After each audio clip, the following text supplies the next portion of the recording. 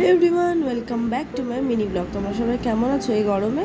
আশা করছি একটুও ভালো নেই। হ্যাঁ, আমিও ভালো নেই, তবুও ভালো থাকতেই হবে। তো চলো আজ তোমাদের সঙ্গে আমি আমার হাজব্যান্ডের বার্থডে ব্লগটা শেয়ার করি। ওই যে দেখতে পাচ্ছ পেছনে উনি শুয়ে আছেন, আর এর ফাঁকে আমার ছেলে আবার দোকানে গিয়ে বেলুন নিয়ে এসছে। তো সেটা আমি বের করে দেখলাম যে কত বেলুন। এবার চলো যে যার বার্থডে তাকে উইশ করি। Happy birthday. আর এই যে আমার মা দেখতেই পাচ্ছ সকাল থেকে উঠে জামাইয়ের বার্থডের জন্য কত রান্নাবান্না করছে। যদিও সোমবার দিন ও নিরামিষ খায়, তাই আমরা নিরামিষ রান্নাই করেছিলাম, মানে আমরা নয়, আমার মাই করেছিল সবটাই।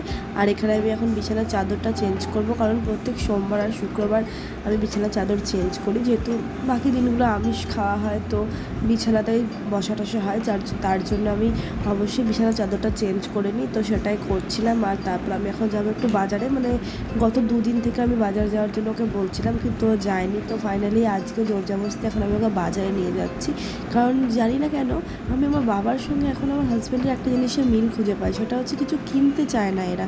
তো যাই হোক, জোরজাবস্তি করে মলে নিয়ে এসে ওকে এই জামাটা পছন্দ করে কিনে দিয়েছিলাম। হ্যাঁ, মানে ওই পছন্দ করে নিয়েছিল। তারপর চলে গেছিলাম কেকের দোকানে, ওখান থেকে নিলাম কেক। কিরে, এসি চালিয়ে কি করছিস? বেলুন ফুলাচ্ছি বাবার বার্থডে। বাপ, বেলুন ফুলাচ্ছি, সত্যি ওর বার্থডে।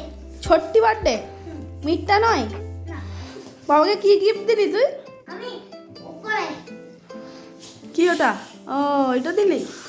আর তুই কি দিলি? খালি হাত? না, আমি তো এত কষ্ট করে বেলুন ফুলাচ্ছি। সমস্ত কিছু সাজিয়ে গুছিয়ে দেখতে পাচ্ছ। এখন আমি ওকে খেতে দিয়ে দিয়েছিলাম। আর কি কি খেতে দিয়েছিলাম সেটার আমি একটা অন্য ভিডিও পোস্ট করছি, তোমরা যদি দেখোনি এখনও তো অবশ্যই গিয়ে দেখে নাও। আর এই যে দেখতে পাচ্ছ এত মানা করার পরেও এক গাদা বেলুন ফুলিয়ে ঘরে সাজিয়ে দিয়েছে, কোনো মতোই কথা শুনলো না আমার। তো যাই হোক, একটু পরেই এই বেলুনগুলো সব ফেটে গেছিলো। তো কেক টেকও কাটা হলো, আর ওই আর কি খাওয়া দাওয়া হলো। তো চলো ব্লগটা এখানে এন্ড করলাম। ভালো লাগলে অবশ্যই লাইক কমেন্ট করে দেখা হবে পরে ব্লগে। বাই।